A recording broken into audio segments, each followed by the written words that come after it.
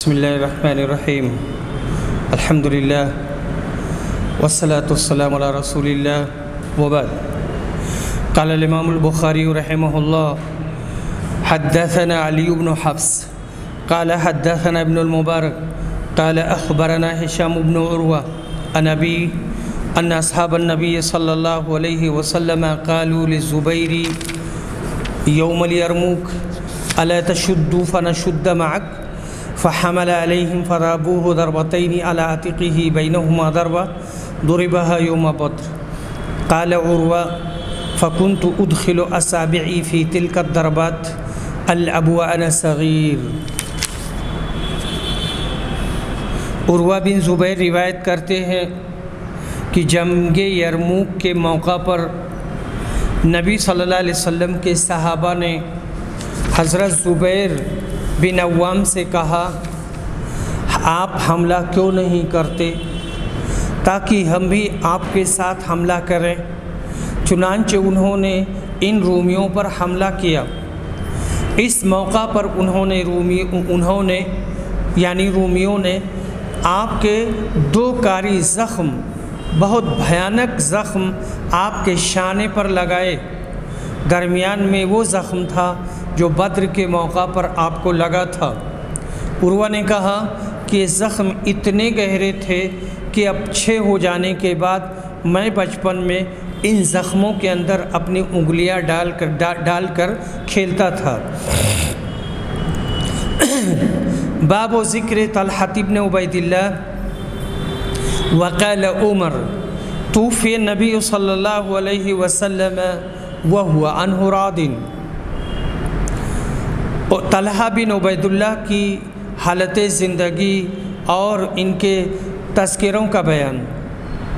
حضرت عمر نے ان کے متعلق کہا کہ نبی اکرم کی وفات ہوئی اور رسول صلی اللہ علیہ وسلم ان سے راضی تھے۔ طلحہ بن عبید اللہ کی کنیت ابو محمد قریشی ہے، عشرہ مبشرہ میں سے ہیں۔ غزوہ احد میں انہوں نے نبی اکرم کے چہرے مبارک کی حفاظت کے لیے اپنے ہاتھوں کو بطور ڈھال پیش کیا۔ ہاتھوں پر 75 زخم آئے، انگلیاں سن ہو گئیں، مگر نبی اکرم کے چہرے انور کی حفاظت کے لیے ڈٹے رہے۔ حضرت طلحہ حسین چہرہ گندم گوں بہت بالوں والے تھے، یعنی بہت خوبصورت تھے، اور چہرہ گندم گوں تھا، گیہویں رنگ کا تھا۔ جنگ جمل میں 64 سال کی عمر میں شہید ہوئے۔ ان کا نسب اس طرح ہے: طلحہ بن عبید اللہ بن عثمان بن کعب بن مرہ۔ کعب میں نبی صلی اللہ علیہ وسلم کے ساتھ جا کر مل جاتے ہیں۔ جنگ جمل میں شریک ہوئے۔ حضرت علی نے باوجود کہ طلحہ ان کے مخالف لشکر یعنی حضرت عائشہ کے ساتھ تھے، جب ان کی شہادت کی خبر سنی تو اتنا روئے کہ آپ کی داڑھی تر ہو گئی۔ مروان نے ان کو تیر سے شہید کیا۔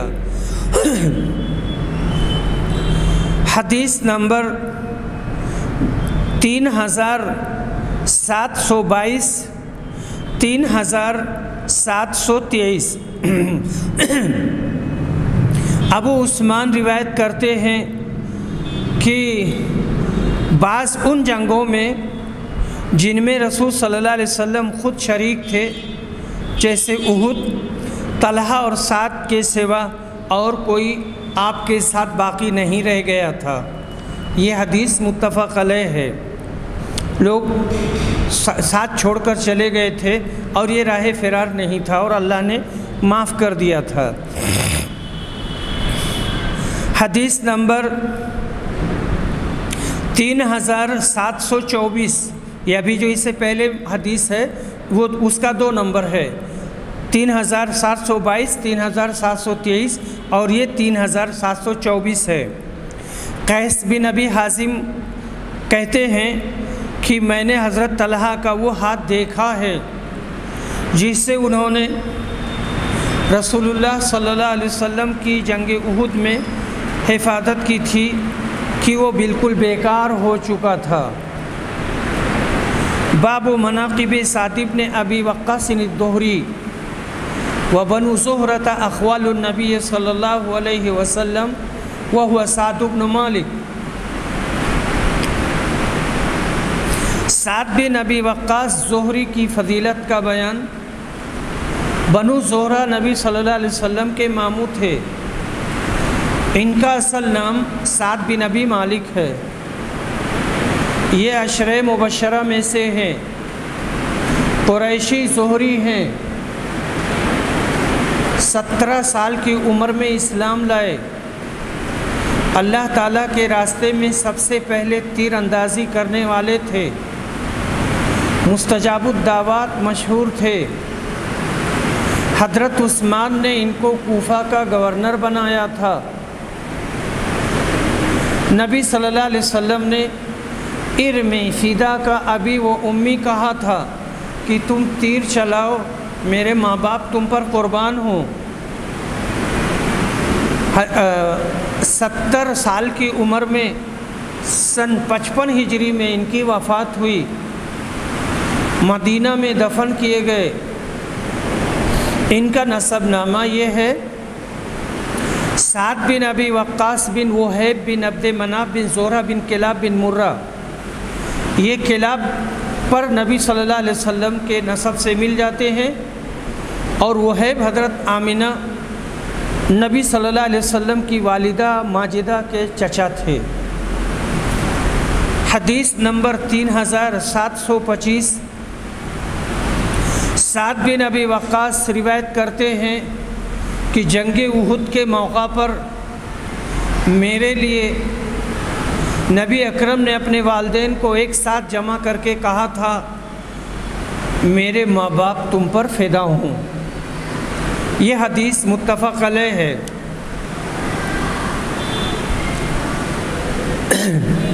عامر بن سعد روایت کرتے ہیں، اور ان سے ان کے والد سعد بن ابی وقاص کہ مجھے خوب یاد ہے، میں نے ایک زمانے میں مسلمانوں کا تیسرا حصہ اپنے تئیں دیکھا۔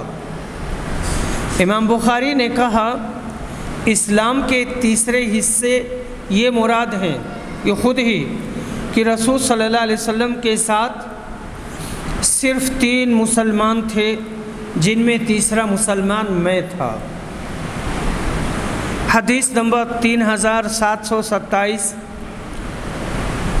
سعید بن مسیب یہ کہتے ہیں کہ میں نے سعد بن ابی وقاص سے سنا، انہوں نے کہا کہ جس دن میں اسلام لایا اسی دن دوسرے صحابہ، دوسرے سب سے پہلے اسلام میں داخل ہونے والے حضرات صحابہ بھی اسلام میں داخل ہوئے ہیں، اور میں 7 دن تک اسی طور پر رہا کہ میں اسلام کا تیسرا فرد تھا۔ ابن ابی زائدہ کے ساتھ اس حدیث کو ابو اسامہ نے بھی روایت کیا ہے۔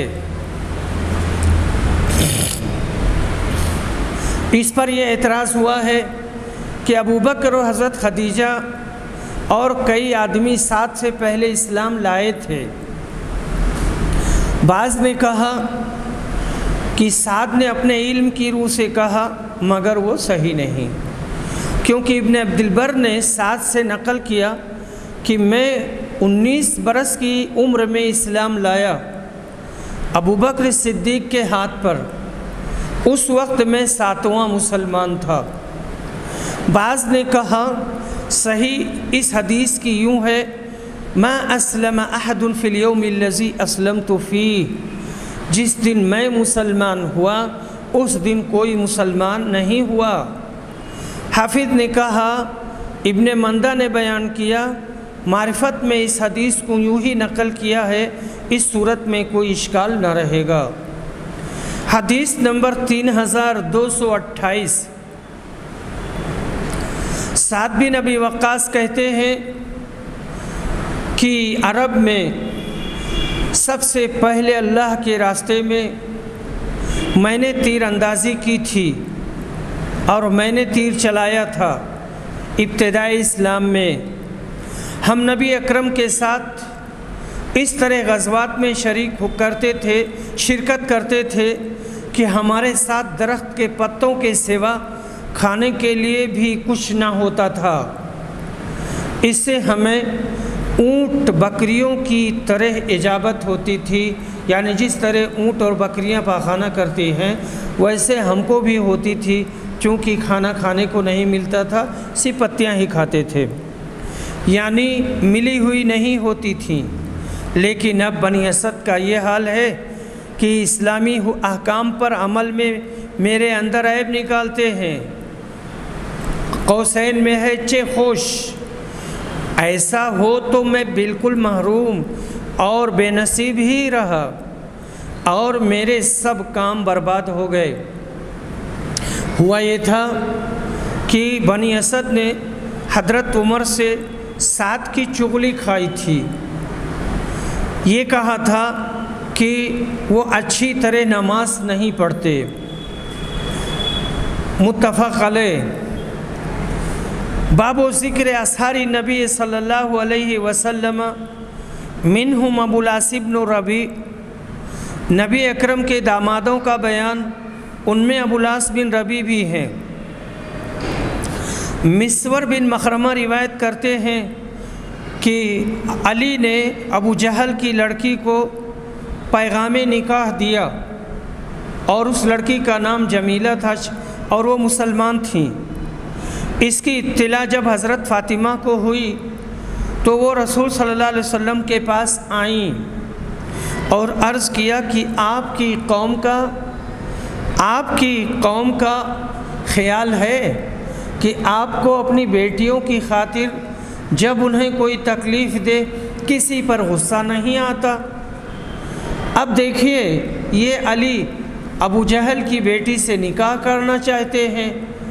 اس پر رسول صلی اللہ علیہ وسلم نے صحابہ کو خطاب فرمایا، میں نے آپ کو خطبہ پڑھتے سنا، آپ نے کہا اما بعد، میں نے ابو العاص بن ربیع سے زینب کی شادی کی، یہ آپ کی سب سے بڑی صاحبزادی تھیں، تو انہوں نے جو بات بھی کہی اس میں وہ سچے اترے، اور بلا شبہ فاطمہ میرے جسم کا ایک ٹکڑا ہے اور مجھے یہ پسند نہیں کہ کوئی بھی اسے تکلیف دے۔ اللہ کی قسم، رسول اللہ صلی اللہ علیہ وسلم کی بیٹی اور اللہ تعالیٰ کے ایک دشمن کی بیٹی ایک شخص کے پاس جمع نہیں ہو سکتی۔ چنانچہ علی نے اس شادی کا ارادہ ترک کر دیا۔ محمد بن عمرو بن حلحلہ نے ابن شہاب سے روایت کیا ہے اور اتنا اضافہ کیا ہے، انہوں نے علی بن حسین اور انہوں نے مسور سے بیان کیا کہ میں نے نبی صلی اللہ علیہ وسلم سے سنا، آپ نے بنی عبد شمس کے اپنے ایک داماد کا ذکر کیا اور حقوق دامادی کی ادائیگی کی تعریف کی، پھر کہا انہوں نے مجھ سے جو بات بھی کہی سچی کہی اور جو وعدہ بھی کیا پورا کیا اور پورا کر دکھایا۔ حضرت ابو العاص مقسم بن ربیع ہیں، نبی اکرم کی صاحبزادی زینب ان کے نکاح میں تھیں۔ بدر کے دن اسلام قبول کر کے مدینہ کی طرف ہجرت کی، نبی اکرم سے سچی محبت رکھتے تھے۔ جنگ یمامہ میں جام شہادت نوش فرمایا۔ ان کی فضیلت کے لیے یہی کافی ہے کہ خود نبی صلی اللہ علیہ وسلم نے ان کی وفاداری کی تعریف فرمائی۔ جب حضرت ابو العاص کا یہ حال ہے تو پھر علی سے تعجب ہے کہ وہ اپنا وعدہ کیوں پورا نہ کریں۔ ہوا یہ تھا کہ ابو العاص نے حضرت زینب سے نکاح ہوتے وقت یہ شرط کر لی تھی کہ ان کے رہنے تک میں دوسری بیوی نہ کروں گا۔ اس شرط کو ابو العاص نے پورا کیا۔ شاید حضرت علی نے بھی یہی شرط کی ہو، لیکن جویریہ کو پیغام دیتے وقت وہ بھول گئے تھے۔ جب نبی صلی اللہ علیہ وسلم نے عتاب کا یہ خطبہ پڑھا تو ان کو اپنی شرط یاد آ گئی اور وہ اس ارادے سے باز آئے۔ بعض نے کہا کہ حضرت علی سے ایسی کوئی شرط نہیں ہوئی تھی، لیکن حضرت فاطمہ بڑے رنجوں میں گرفتار تھیں۔ والدہ گزر گئیں، تینوں بہنیں گزر گئیں، اکیلی باقی رہ گئی تھیں۔ اب سوکن آنے سے وہ پریشان ہو کر اندیشہ تھا کہ ان کی جان کو نقصان پہنچے، اس لیے آپ نے حضرت علی پر عتاب فرمایا تھا۔ میں نے شروع میں کہا تھا کہ ان کا نام جمیلہ تھا، جمیلہ کے بجائے جویریہ ہے۔ جمیلہ غلط ہے، وہ نکل گیا منہ سے، جویریہ ہے۔ باب مناقب زید بن حارثہ مولا النبی صلی اللہ علیہ وسلم وقال البراء عن النبی صلی اللہ علیہ وسلم انت اخونا و مولانا۔ رسول اکرم صلی اللہ علیہ وسلم کے غلام زید بن حارثہ کے فضائل کا بیان۔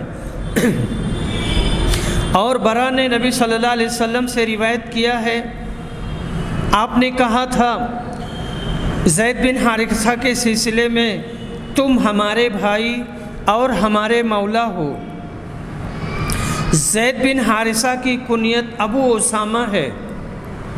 ان کی والدہ سعدہ بنت ثعلبہ ہیں جو بنی معن میں سے تھیں۔ 8 سال کی عمر میں حضرت زید کو ڈاکوؤں نے اغوا کر کے مکہ میں 400 درہم میں بیچ ڈالا۔ خریدنے والے حکیم بن حزام بن خویلد تھے، جنہوں نے ان کو خرید کر اپنی پھوپھی خدیجۃ الکبریٰ کو دے دیا۔ نبی صلی اللہ علیہ وسلم سے شادی کے بعد حضرت خدیجہ نے ان کو رسول اللہ صلی اللہ علیہ وسلم کے لیے ہبہ کر دیا۔ ابتدا میں ان کو رسول صلی اللہ علیہ وسلم نے اپنا منہ بولا بیٹا بنا لیا تھا، اور ان کا نکاح اپنی آزاد کردہ لونڈی ام ایمن سے کر دیا تھا، جس سے اسامہ پیدا ہوئے۔ اس کے بعد زینب بنت جحش سے ان کا نکاح ہوا۔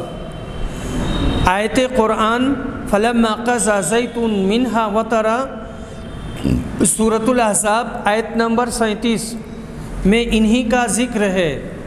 غزوہ موتہ میں 55 سال کی عمر میں 8 ہجری میں امیر لشکر کی حیثیت سے شہید کر دیے گئے۔ حدیث نمبر 3730۔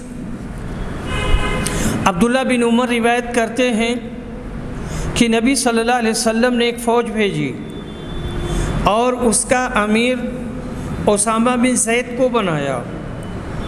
ان کو امیر بنائے جانے پر بعض لوگوں نے اعتراض کیا تو نبی اکرم نے فرمایا، اگر آج تم اس کے امیر بنائے جانے پر اعتراض کر رہے ہو تو اس سے پہلے اس کے باپ کے امیر بنائے جانے پر بھی تم نے اعتراض کیا تھا، اور اللہ کی قسم وہ امارت کے مستحق تھے۔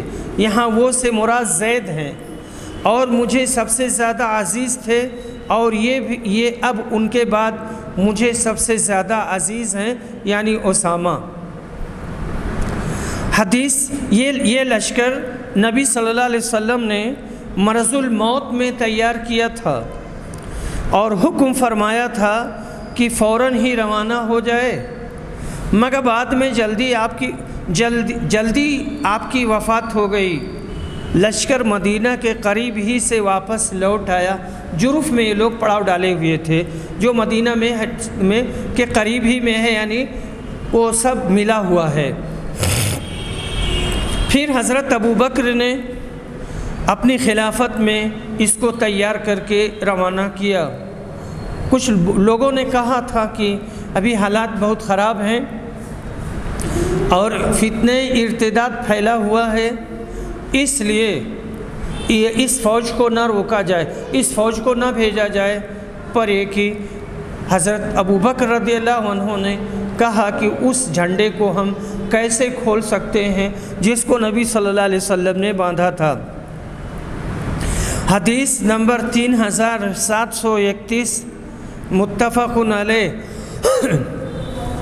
حضرت عائشہ بیان کرتی ہیں کہ ایک قیافہ شناس میرے یہاں آیا، نبی صلی اللہ علیہ وسلم اس وقت وہیں تشریف رکھتے تھے، اور اسامہ بن زید اور زید بن حارثہ ایک چادر میں لیٹے ہوئے تھے، منہ اور سارا جسم قدموں کے سوا چھپا ہوا تھا۔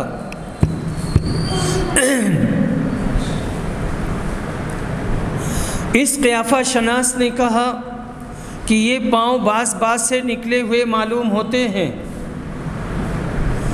یعنی باپ بیٹے ہیں۔ قیافہ شناس نے پھر بتایا کہ نبی صلی اللہ علیہ وسلم اس کے اس اندازہ پر بہت خوش ہوئے، اور پھر آپ نے عائشہ سے بھی یہ واقعہ بیان کیا۔ باپ کی مطابقت اس سے ہے کہ آپ کو حضرت زید سے بہت محبت تھی، جب ہی تو قیافہ شناس کی اس بات سے آپ خوش ہوئے۔ منافق یہ طعنہ دیا کرتے تھے کہ اسامہ کا رنگ کالا ہے، وہ زید کے بیٹے نہیں ہیں۔ باب و ذکر اسامہ بن زید، اسامہ بن زید کا بیان۔ اسامہ بن زید بن حارثہ قدائی کے بیٹے ہیں۔ باپ اور بیٹے دونوں رسول صلی اللہ علیہ وسلم کے خاص الخاص محبوب تھے۔ ان کی والدہ ام ایمن ہیں، جن کی گود میں رسول کریم صلی اللہ علیہ وسلم کی پرورش ہوئی۔ یہ نبی صلی اللہ علیہ وسلم کے والد ماجد حضرت عبداللہ کی لونڈی تھیں، جن کو بعد میں نبی اکرم نے آزاد کر دیا تھا۔ وفات نبی کے وقت حضرت اسامہ کی عمر 20 سال کی تھی۔ وادی القریٰ میں شہادت عثمان کی وفات کے بعد ان کی وفات ہوئی، یعنی حضرت عثمان کی شہادت کے بعد وادی القریٰ میں ان کا انتقال ہوا۔ حدیث نمبر 3732 عائشہ رضی اللہ عنہا سے روایت ہے کہ قریش مخزومیہ عورت کے معاملے کی وجہ سے کافی رنجیدہ تھے۔ انہوں نے یہ فیصلہ کیا آپس میں کہ اسامہ بن زید کے سوا کون سفارش کر سکتا ہے، یہ تو رسول صلی اللہ علیہ وسلم کے بہت محبوب ہیں اور آپ کے چہتے ہیں، رسول صلی اللہ علیہ وسلم ان کی بات سن لیں گے اور مانیں گے۔ حدیث نمبر 3733 حضرت عائشہ رضی اللہ عنہا روایت کرتی ہیں کہ بنی مخزوم کی ایک عورت نے چوری کر لی تھی۔ قریش نے اپنی مجلس میں سوچا کہ نبی اکرم کی خدمت میں اس عورت کی سفارش کے لیے کون جا سکتا ہے، کوئی اس کی جرات نہیں کر سکتا۔ آخر حضرت اسامہ بن زید نے سفارش کی تو آپ نے فرمایا، بنی اسرائیل میں یہ دستور ہو گیا تھا کہ جب کوئی شریف آدمی چوری کرتا تو اسے چھوڑ دیتے، اور اگر کوئی کمزور آدمی چوری کرتا تو اس کا ہاتھ کاٹتے۔ اگر آج فاطمہ نے چوری کی ہوتی تو میں اس کا ہاتھ کاٹتا۔ حضرت اسامہ کی فضیلت کے لیے یہی کافی ہے کہ عام طور پر قریش نے ان کو دربار نبوی میں سفارش کرنے کا اہل پایا۔ حضرت عبداللہ بن عمر نے ایک دن ایک شخص کو مسجد میں دیکھا کہ اپنا کپڑا ایک کونے میں پھیلا رہے تھے۔ انہوں نے کہا، دیکھو یہ کون صاحب ہیں، کاش یہ میرے قریب ہوتے۔ ایک شخص نے کہا، اے ابو عبد الرحمن، کیا آپ انہیں نہیں پہچانتے؟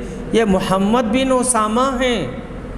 ابن دینار نے بیان کیا کہ یہ سنتے ہی حضرت عبداللہ بن عمر نے اپنا سر جھکا لیا اور اپنے ہاتھوں سے زمین کریدنے لگے، پھر بولے، اگر رسول صلی اللہ علیہ وسلم انہیں دیکھتے تو یقیناً آپ ان سے بہت محبت کرتے۔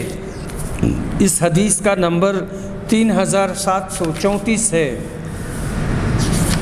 اس کے بعد پھر حدیث آ رہی ہے اسامہ بن زید کی، اور اس کا نمبر ہے 3735۔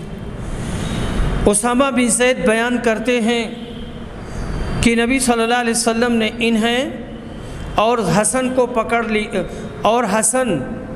پکڑ لیتے اور کہتے، اے اللہ تو انہیں اپنا محبوب بنا کہ میں ان سے محبت کرتا ہوں۔ حدیث نمبر 3736۔ اسامہ بن زید کے ایک مولا حرملہ نے خبر دی کہ حجاج بن ایمن بن ایمن کو عبداللہ بن عمر نے دیکھا کہ نماز میں انہوں نے رکوع و سجدہ پوری طرح ادا نہیں کیا۔ ایمن بن ایمن اسامہ کے ماں کی طرف سے بھائی تھے۔ ایمن قبیلہ انصار کے ایک فرد تھے، تو ابن عمر نے ان سے کہا کہ نماز دوبارہ پڑھ لو۔ حدیث نمبر 3737۔ زہری روایت کرتے ہیں کہ اسامہ بن زید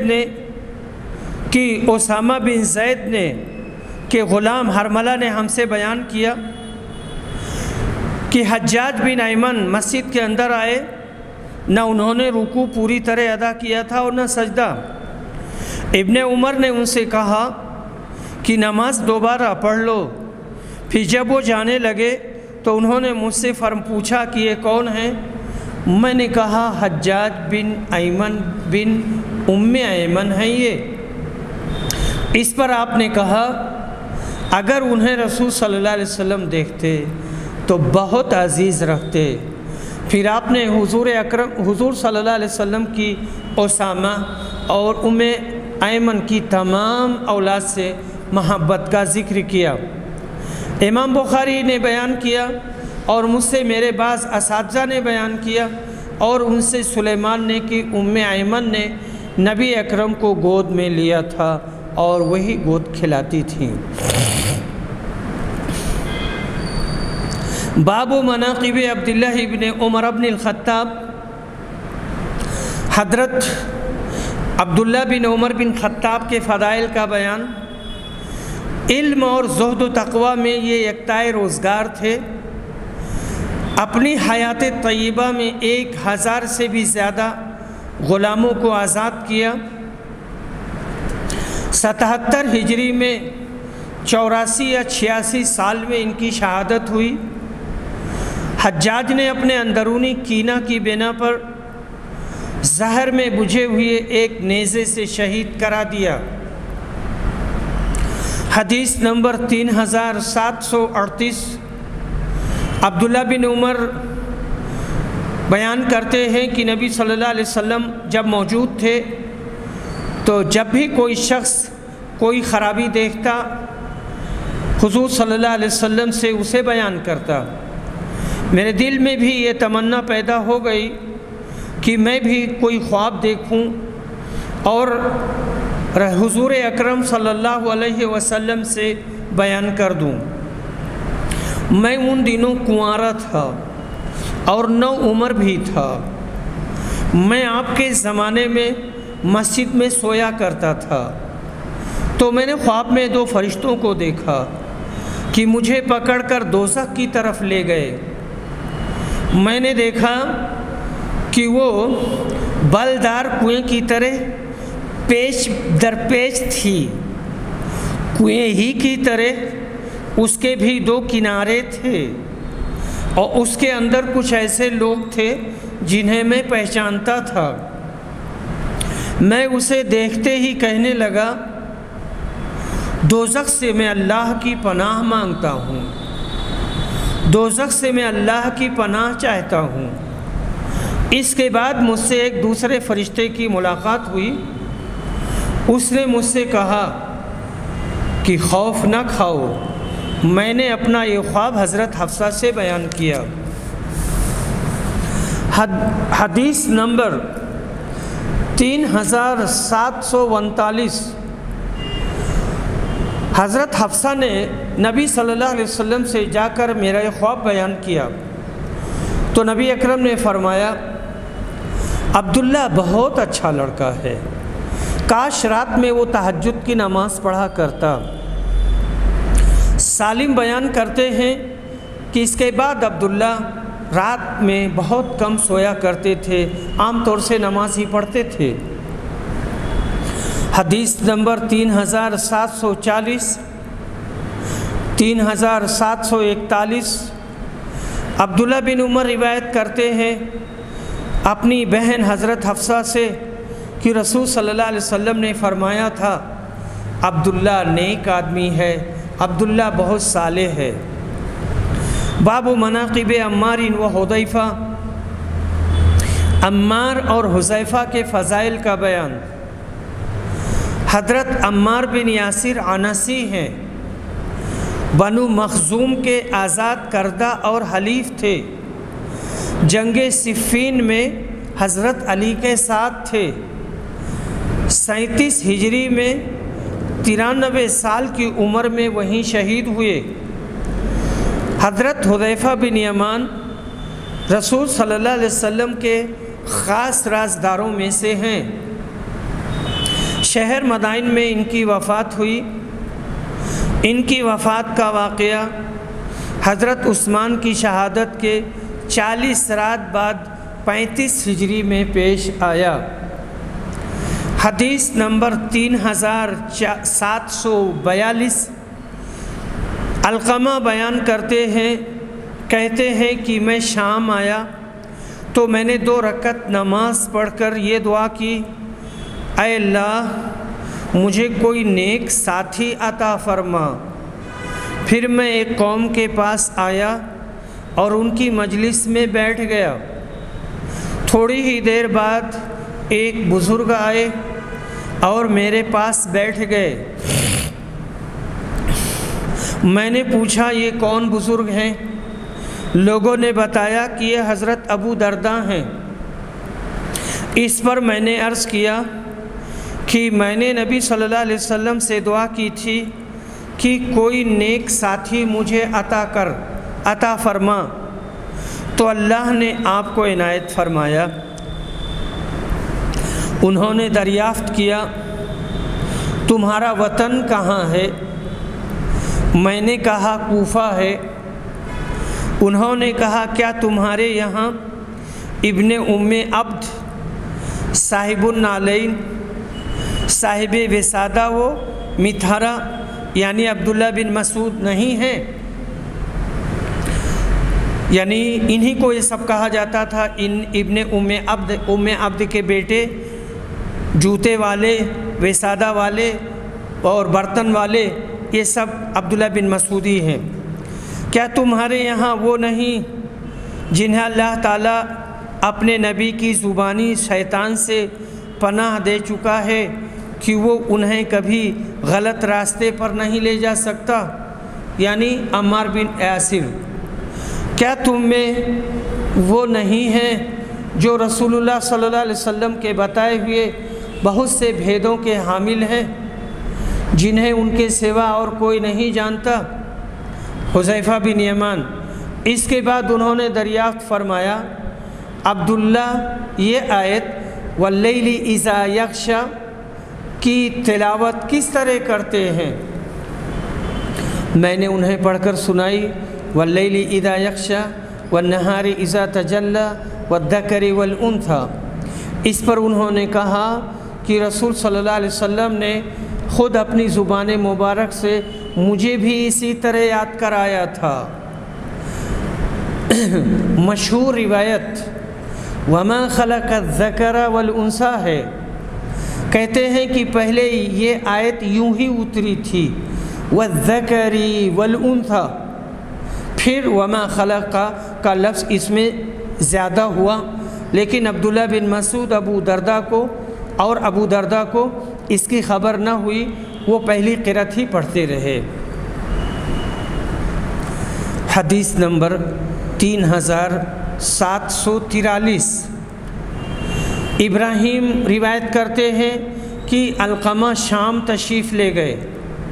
اور مسجد میں جا کر یہ دعا کی، اے اللہ مجھے ایک نیک ساتھی عطا فرما۔ چنانچہ آپ کو حضرت ابو دردہ کی صحبت نصیب ہوئی۔ ابو دردہ نے دریافت کیا، تمہارا تعلق کہاں سے ہے؟ عرض کیا کہ کوفہ سے۔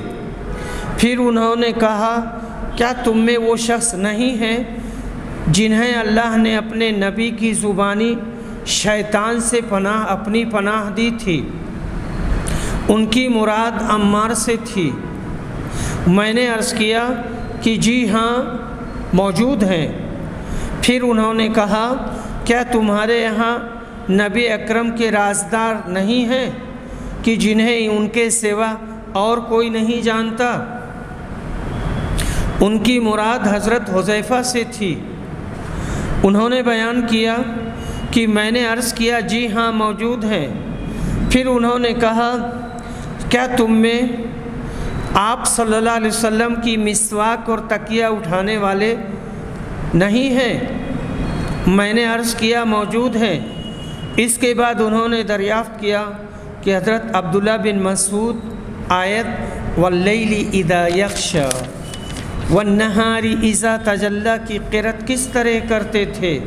میں نے کہا کہ وہ وما خلقا کے حذف کے ساتھ یعنی والذکر والانثی پڑھا کرتے تھے، اس سے پہلے وما خلقا نہیں پڑھتے تھے۔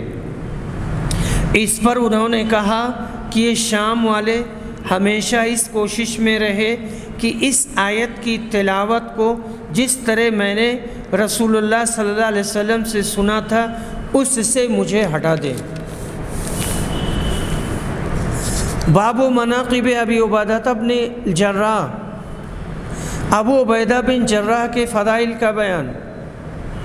ابو عبیدہ عامر بن عبداللہ بن جراح فہری قریشی ہیں، عشرہ مبشرہ میں سے ہیں۔ اس امت کے امین ان کا لقب ہے۔ حبشہ کی طرف 2 مرتبہ ہجرت کی۔ غزوہ احد میں نبی اکرم کے چہرے مبارک میں فولادی ٹوپ کی جو 2 کڑیاں گھس گئی تھیں، جن کی وجہ سے نبی اکرم کے 2 دانت بھی شہید ہو گئے، ان کڑیوں کو چہرے مبارک سے انہی بزرگ نے کھینچا تھا۔ قد کے لمبے خوبصورت چہرہ والے، ہلکی داڑھی والے تھے۔ امواس کے طاعون میں سن 18 ہجری میں 58 سال کی عمر میں شہید ہوئے۔ نماز جنازہ حضرت معاذ بن جبل نے پڑھائی تھی۔ حدیث نمبر 3744 متفق علیہ۔ انس بن مالک روایت کرتے ہیں کہ رسول صلی اللہ علیہ وسلم نے فرمایا، ہر امت میں امین ہوتے ہیں اور اس امت کے امین ابو عبیدہ بن جراح ہیں۔ حدیث نمبر 3745 حذیفہ بن یمان روایت کرتے ہیں، کہتے ہیں کہ نبی صلی اللہ علیہ وسلم نے نجران والوں سے کہا تھا، میں تمہارے یہاں ایک امین کو بھیجوں گا جو حقیقی معنی میں امین ہوگا۔ یہ سن کر تمام صحابہ کرام کو شوق ہوا، لیکن آپ نے حضرت عبیدہ بن جراح کو بھیجا۔ یہ حدیث متفق علیہ ہے۔ باب و ذکر مصعب بن عمیر، مصعب بن عمیر کا بیان۔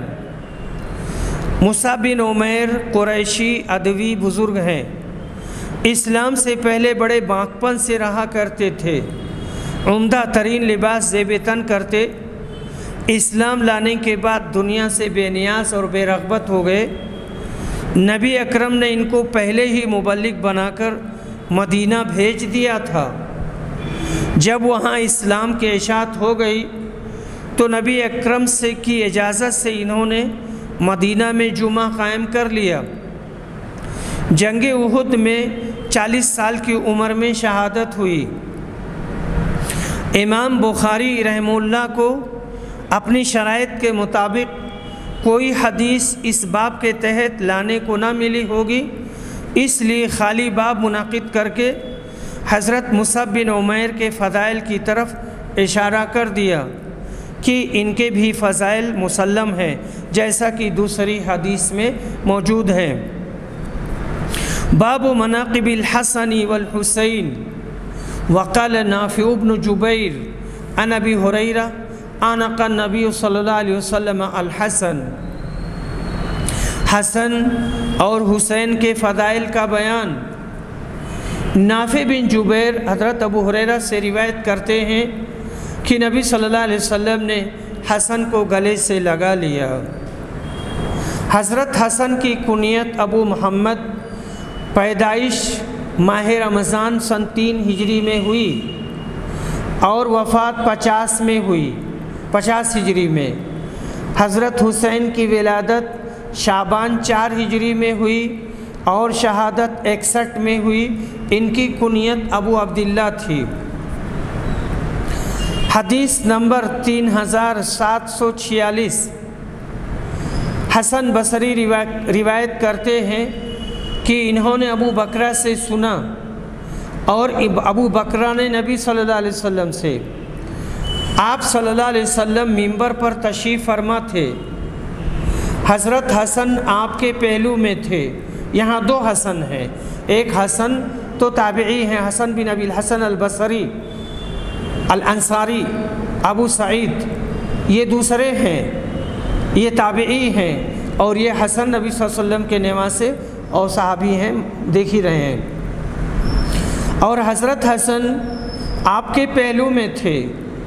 آپ کبھی لوگوں کی طرف متوجہ ہوتے اور پھر حسن کی طرف اور فرماتے، میرا یہ بیٹا سردار ہے اور امید ہے کہ اللہ اس کے ذریعہ مسلمانوں کی 2 جماعتوں میں صلح کر آئے گا۔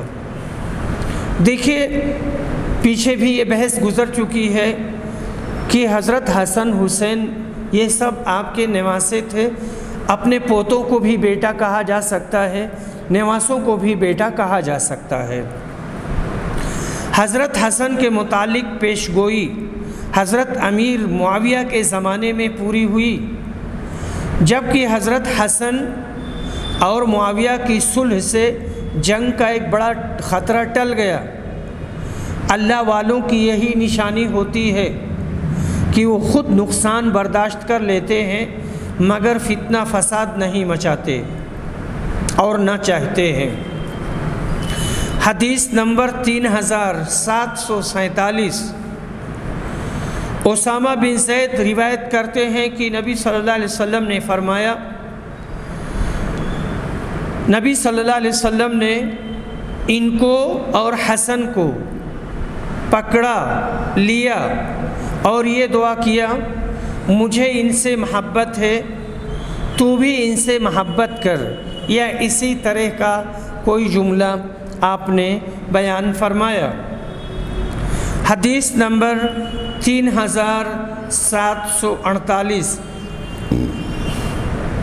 انس بن مالک روایت کرتے ہیں، کہتے ہیں کہ جب حضرت حسین کا سر مبارک عبید اللہ بن زیاد کے پاس لایا گیا اور ایک تشت میں رکھ دیا گیا تو بدبخت اس پر لکڑی مارنے لگا اور آپ کے حسن اور خوبصورتی کے بارے میں بھی کچھ کہا کہ میں نے اس سے زیادہ خوبصورت چہرہ نہیں دیکھا۔ اس پر حضرت انس نے کہا کہ حضرت حسین رسول اللہ صلی اللہ علیہ وسلم سے سب سے زیادہ مشابہ تھے، انہوں نے وسمہ کا خطاب استعمال کر رکھا تھا۔ حدیث نمبر 3749۔ برا بن عازب کہتے ہیں کہ میں نے رسول صلی اللہ علیہ وسلم کو دیکھا، حضرت حسن آپ کے کندھے پر بیٹھے تھے اور آپ یہ فرما رہے تھے، اے اللہ مجھے اس سے محبت ہے، تو بھی اس سے محبت کر۔ متفق علیہ۔ حدیث نمبر 3750، عقبہ بن حارث روایت کرتے ہیں کہ میں نے حضرت ابو بکر کو دیکھا کہ آپ حضرت حسن کو اٹھائے ہوئے ہیں اور فرما رہے ہیں میرے باپ ان پر فدا ہوں، یہ نبی صلی اللہ علیہ وسلم سے مشابہ ہیں، علی سے نہیں۔ اور حضرت علی رضی اللہ عنہ وہیں کھڑے مسکرا رہے تھے۔ حدیث نمبر 3751، عبداللہ بن عمر روایت کرتے ہیں کہ ابو بکر نے فرمایا نبی کریم صلی اللہ علیہ وسلم کی خوشنودی آپ کے اہل بیت کے ساتھ محبت و خدمت کے ذریعہ تلاش کرو، یعنی ان سے محبت کرو اور ان کی خدمت کرو، اس سے ان کی خوشنودی حاصل ہوگی۔ حدیث نمبر 3752، انس بن مالک رضی اللہ عنہ روایت کرتے ہیں کہ حضرت حسن بن علی سے زیادہ اور کوئی شخص نبی اکرم سے مشابہ نہیں تھا۔ عبدالرزاق نے بیان کیا کہ ہمیں معمر نے خبر دی، انہیں زہری نے اور ان سے حضرت انس نے سے بیان کیا۔